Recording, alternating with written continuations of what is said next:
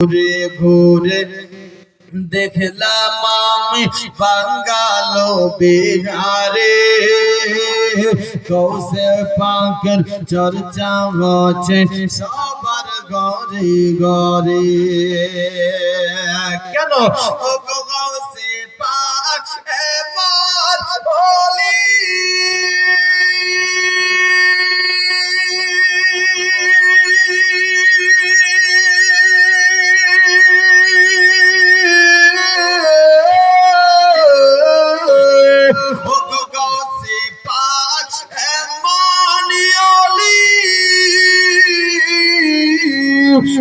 পিতা জাগর মৌলা আলী আর মাতা জান্নাতি রানী মা ফাতেমা, জান্নাতি রানী মা ফাতেমা জোহরা পুতুল তুমি শেরে খোদার লাল গো আওলাদে রসূল তুমি শেরে খোদার লাল গো আওলাদে রসূল। মোহাব্বতে বলুন সুবহানাল্লাহ।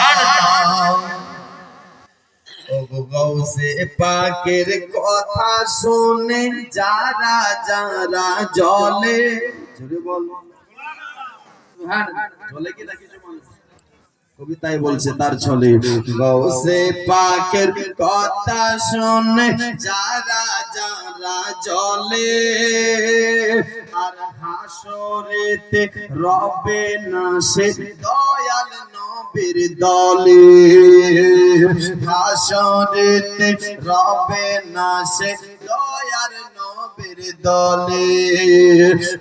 গৌসে পাকের কথা শুনে যারা যারা জ্বলে হাসরেতে রবে না সে দয়াল নবীর দলে। ভেঙে যাবে দুশ্মন জানো লাগাও গৌসে পাকের নারা আর চলনে ওয়ালা নষ্ট হবে, চলনে ওয়ালা নষ্ট হবে দুই জগতের কুল তুমি শেরে খোদার লাল গো আওলাদে রাসূল। আরেকবার মুহাব্বতে হাত তুলে সবাই বলুন সুবহানাল্লাহ।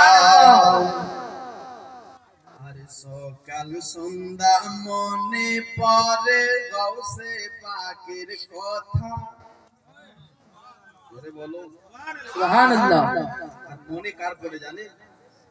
গৌসে পাক যাকে ইয়াদ করে আর যাকে গৌসে পাক চায় না তার কিন্তু ইয়াদ আসে না। এবার আমি ভাববো আপনি নিজে বুঝবেন যে কার গৌসে পাকের নামটা ইয়াদ আসছে, জোরে বলুন সুবহানাল্লাহ। কবি বলছে তুমি শেরে খোদার লাল গো আওলাদে রাসূল।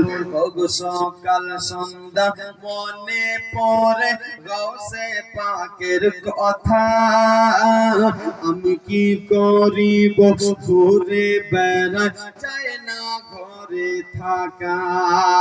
ওগো সকাল সন্ধ্যা মনে পড়ে গৌসে পাকের কথা, আমি কি করিব ঘুরে বেড়া চাই না ঘরে থাকা।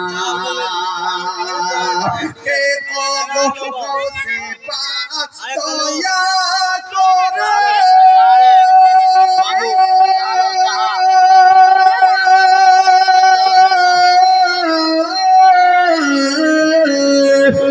গৌসে পাক দয়া করে